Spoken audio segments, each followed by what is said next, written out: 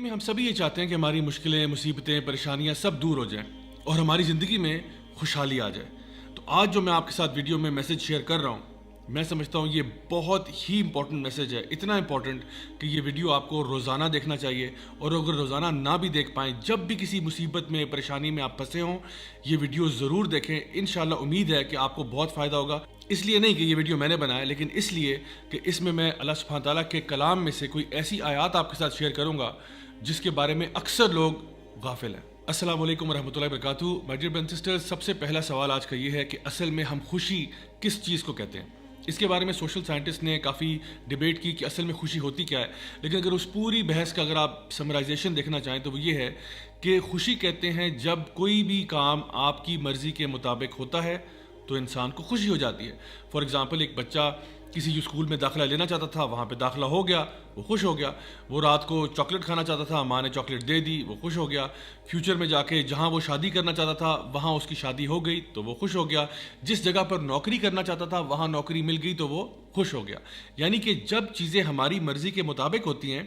تو ہمیں خوشی مل جاتی ہے، اور جب ہماری مرضی کے مطابق چیزیں نہیں ہوتی تو ہم اداس ہو جاتے ہیں۔ اب سوال یہ ہے کہ کیا ایسا ہوگا کہ آپ کی زندگی میں سارے کام جو ہوں گے وہ آپ کی مرضی کے مطابق ہوں گے؟ اللہ سبحانہ تعالیٰ سورہ یونس سورہ نمبر 10 آیت نمبر 62 میں ایک بہت ہی زبردست بات ارشاد فرماتے ہیں۔ اللہ تعالیٰ فرماتے ہیں الا ان اولیاء اللہ لا خوف علیہم ولا هم يحزنون، یقیناً جو اللہ کے ولی ہوتے ہیں، جو اللہ کے دوست ہوتے ہیں، جو اللہ کے پیارے ہوتے ہیں،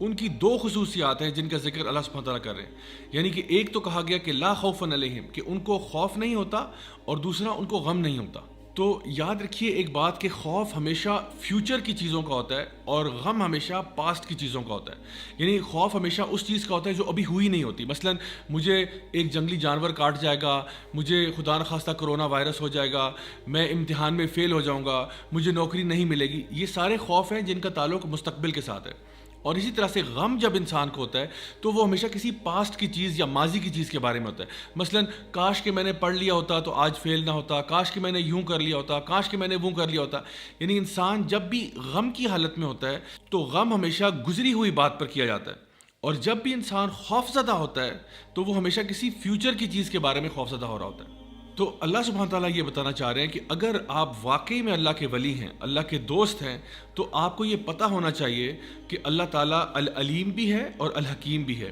العلیم کا مطلب یہ ہے سب سے زیادہ علم والا اللہ ہے، الحکیم کا مطلب یہ ہے سب سے زیادہ حکمت والا اللہ ہے۔ یعنی اللہ تعالیٰ ہمارے سے علم میں بھی زیادہ ہے، ہمارے سے سمجھ میں بھی، ہمارے سے وزڈم میں بھی زیادہ ہے، اور ہمیں شاید کسی بھی تصویر کا ایک چھوٹا سا پکسل نظر آ رہا ہوتا ہے، اور اللہ تعالیٰ کو پوری تصویر نظر آ رہی ہوتی ہے۔ ہم اپنی لمیٹڈ سوچ کے اندر اکثر اوقات مسئلوں کو سمجھ نہیں پاتے، جیسا کہ سورہ البقرہ کے اندر بھی سورہ نمبر 2 آیت نمبر 216 میں اللہ سبحانہ تعالیٰ ارشاد فرماتے ہیں کہ شاید ہو سکتا ہے کہ تم کسی چیز سے محبت کرتے ہو، تم کسی چیز کو اپنے لیے اچھا سمجھتے ہو، لیکن وہ تمہارے لیے اچھی نہیں ہے، اور ہو سکتا ہے کہ تم جس چیز کو برا سمجھتے ہو اصل میں وہ تمہارے لیے بری نہ ہو، اللہ جانتا ہے اور تم نہیں جانتے۔ تو جس دن انسان یہ فیصلہ کر لیتا ہے کہ اللہ مجھ سے زیادہ جانتا ہے، اللہ مجھ سے بہتر جانتا ہے، اللہ کی حکمت میرے سے بہت زیادہ ہے، تو وہ آٹومیٹکلی اپنی مرضی کی بات نہیں کرتا، وہ اللہ کی مرضی کی بات کرتا ہے۔ اسی لیے صحابہ کرام رضی اللہ عنہم اجمعین یہ کہا کرتے تھے کہ جب ہم لوگ دعا مانگتے ہیں اور ہماری دعا قبول ہو جاتی ہے تو ہمیں بڑی خوشی ہوتی ہے، اور جب ہماری دعا قبول نہیں ہوتی تو ہمیں اور بھی زیادہ خوشی ہوتی ہے کہ پہلے تو جو مرضی تھی وہ ہماری تھی، لیکن اب جو ہوگا وہ اللہ کی مرضی کے مطابق ہوگا، اور یقیناً اللہ کی مرضی ہماری مرضی سے بہتر ہے۔ اللہ آپ کو آپ کی ماں سے بھی زیادہ چاہتا ہے، تو ایسا کیسے ہو سکتا ہے کہ اللہ آپ کے ساتھ کوئی ایسا معاملہ کرے جو آپ کے لیے برا ہے؟ میں آپ کو اپنی لائف سے کچھ ایگزامپلس بتاتا ہوں کہ جب میں نے کالج یونیورسٹی کی طرف جانا شروع کیا تو میں نے کچھ یونیورسٹیز کے لیے اپلائی کیا جہاں پہ میرا بہت دل تھا، اور میں نے بڑی محنت بھی کی، میں نے دعائیں بھی بہت مانگی، لیکن میرا داخلہ نہیں ہوا۔ پہلے ایک یونیورسٹی کے لیے ٹرائی کیا، پھر دوسری کے لیے ٹرائی کیا، دونوں میں نہیں ہوا، اور آپ یقین کریں میں اتنا ڈیوسٹیٹ ہوا، میں ایک طرح سے آپ کہہ سکتے ہیں کہ میں اللہ تعالیٰ سے نعوذ باللہ کوئی ناراض ہو گیا، اور میں یہ سوچنے لگ پڑا کہ یا اللہ مطلب تیرا اتنی بڑی تیری کائنات ہے، اتنا بڑا تیرا قبضہ قدرت ہے، اور اس میں اگر ایک مسکین میرے جیسا اس یونیورسٹی میں چلا جاتا تو اس میں کیا کمی آ جانی تھی؟ یعنی کہ اگر میرے جیسا ایک مسکین انسان اس یونیورسٹی میں داخل ہو جاتا تو آخر اس میں کیا ہی حرج تھا؟ لیکن آپ یقین کریں کئی سالوں کے بعد مجھے سمجھ میں آیا کہ اس کی حکمت کیا تھی۔ میں ان یونیورسٹیز میں ایز اے اسٹوڈنٹ تو نہیں گیا، لیکن بار بار ان یونیورسٹیز میں ایز اے ٹیچر ضرور گیا، لیکچرز دینے کے لیے، ٹاکس دینے کے لیے، ورک شاپس کرانے کے لیے. اور جس شان و شوکت کے ساتھ میں وہاں پہ گیا اور جس پروٹوکول کے ساتھ گیا، وہ اللہ ہی بہتر جانتا ہے کہ میں اس کا ڈیزرونگ تو نہیں تھا. لیکن میں نے بعد میں جب اس کے بارے میں غور کیا اور سوچا تو یہ خیال آیا کہ واقعی میں اس ٹائم پہ جو سوچتا تھا، اللہ کا پلان میرے پلان سے کروڑوں گنا بہتر تھا. اور ایک دفعہ ایسا بھی ہوا کہ میرا پاؤں جو ہے وہ 4 جگہ سے ٹوٹ گیا، اور وہ اسی طرح سے میں سوچتا تھا اس کے بارے میں کہ آخر اس میں کیا حکمت ہو سکتی ہے. مطلب نارمل میری روٹین چل رہی ہے، لوگوں کو پڑھانے کا سلسلہ چل رہا ہے، پڑھنے کا سلسلہ چل رہا ہے، تو یہ جو میرا پاؤں ٹوٹا ہے، کیا یہ ضروری تھا؟ کیا یہ ضروری تھا کہ یہ واقعہ پیش آتا؟ لیکن آپ یقین کریں کہ اس پاؤں ٹوٹنے کی وجہ سے 2 مہینے میں جب بیڈ ریسٹ پہ گیا ہوں تو مجھے اتنی زیادہ کتابیں پڑھنے کا موقع ملا کہ الحمدللہ میرے نالج میں اضافہ ہوا، اور مجھے معلوم ہے کہ وہ میرے لیے ادروائز کرنا پاسبل نہیں تھا. سو اگر آپ مجھ سے پوچھیں تو وہ 2 مہینے جو تھے میرے بیڈ ریسٹ پہ، they were some of the best months of my life. اسی طرح سے ہماری زندگی میں ایسے بہت سارے واقعات آتے ہیں کہ ہم لوگوں نے CSS کا امتحان دیا، نہیں ہو سکا، کہیں پہ شادی کرنا چاہ رہے تھے، نہیں ہو سک رہی وہاں پہ، کہیں اور ہم نے بزنس میں انویسٹ کیا، بات نہیں بنی، تو ہم پریشان ہو کے بیٹھ جاتے ہیں کہ پتہ نہیں ایسا آخر کیوں ہے.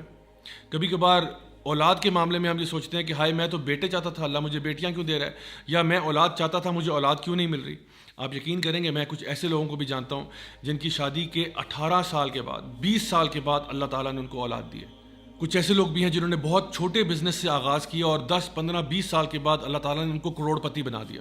مائی ڈیئر برادرز سسٹرز، اللہ تعالیٰ آپ کے ٹائم ٹیبل کے مطابق نہیں چلتا، ہم اللہ تعالیٰ کے بتائے ہوئے ٹائم ٹیبل کے مطابق چلتے ہیں. سو آپ اپنے طور پہ پوری کوشش کریں، پوری محنت کریں. اگر تو اللہ تعالیٰ نے چاہا تو اسی میں اللہ تعالیٰ خیر و برکت ڈال دے گا، اور اگر اللہ تعالیٰ نے ایسا نہ چاہا تو یہ بات جان لیں کہ جو بھی فیصلہ اللہ کا ہوگا وہ آپ کے لیے بہتر ہوگا.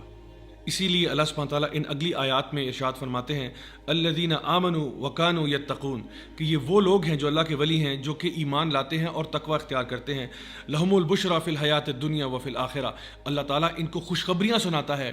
دنیا میں بھی اور آخرت میں بھی. مائی ڈیئر برادرز سسٹرز، اگر آپ ان آیات کو سمجھ جائیں تو آپ کو یقین ہو جائے کہ جو لوگ بھی اللہ تعالیٰ کے دوست بن جاتے ہیں، نہ فیوچر کے بارے میں ان کو ٹینشن ہوتی ہے کیونکہ ان کو پتہ ہے کہ جو فیصلہ اللہ کرے گا وہ بہتر ہوگا، نہ پاسٹ کا غم ہوتا ہے کیونکہ وہ پاسٹ کے بارے میں اگر جو غلطیاں کوتاہیاں ہوئی ان سے توبہ کر کے آگے آپ جا چکے ہیں. یہی وہ لوگ ہیں جن کے بارے میں اللہ تعالیٰ فرماتا ہے کہ اللہ تعالیٰ ان کو دنیا میں بھی خوشیاں دیتا ہے